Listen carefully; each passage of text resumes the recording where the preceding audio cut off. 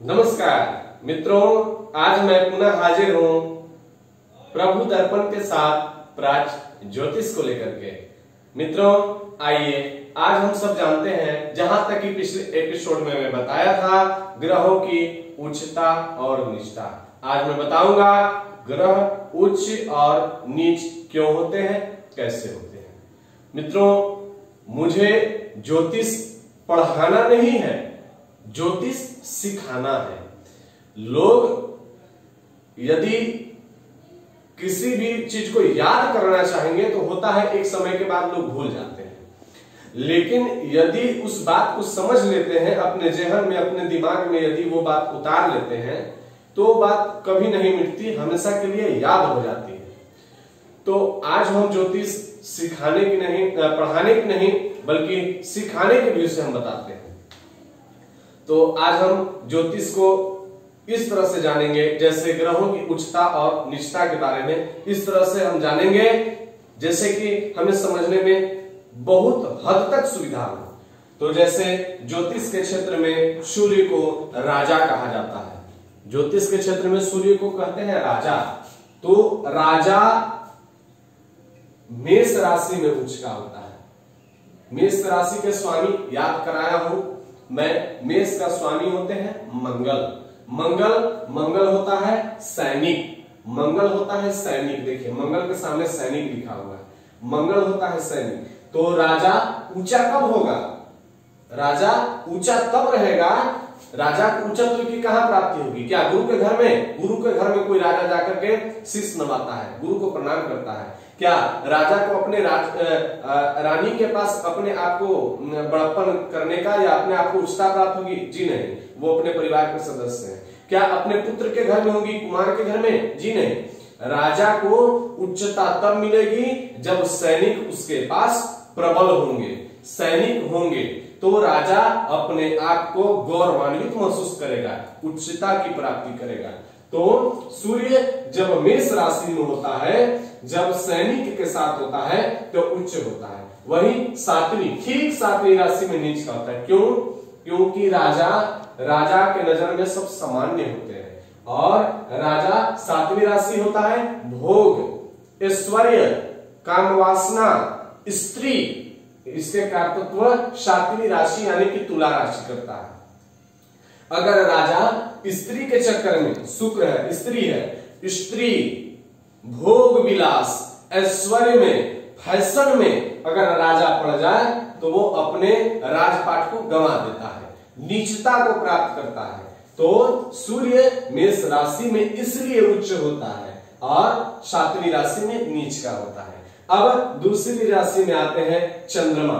चंद्रमा होता है मन को आप जिस तरह रखें, मन का ऐसे उच्च नीचता का कोई बात नहीं होता, लेकिन ज्योतिषी में ऐसा माना जाता है कि मन यदि ठीक ठाक जगहों पर लगे, उचित स्थान पर लगे, अच्छे कार्यों में लगे तो वो ठीक बना देता है, गलत कार्यों में लगाया जाए तो गलत होता है। जैसे मन अगर ऐश्वर्य में लगे, सुख समृद्धि में लगे तो मन अच्छा होता है, उच्चत्व को प्राप्त करता है। वही मार पीट, गुंडागर्दी, लड़ाई झगड़ा इत्यादि ये सैनिक की राशि में जब चला जाता है तो ये गलत कर बैठता है, ये नीचत्व को प्राप्ति करता है। अब वही तीसरी राशि है मंगल होता है सैनिक। तो ये मकर राशि, मकर होती है 10वीं राशि, और मकर राशि में मंगल उच्चत्व की प्राप्ति करता है। क्यों? क्योंकि मंगल कहां दिखाएगा? मंगल अपने प्रभाव को कहां दिखाएगा? मंगल का मतलब होता है सैनिक। मान लीजिए कि मैं ज्योतिषी हूं, हमारा एक पीए है, मेरा पीए अपना बड़प्पन, अपना पीए होने का जो अहम है वो कहां पर दिखा पाएगा?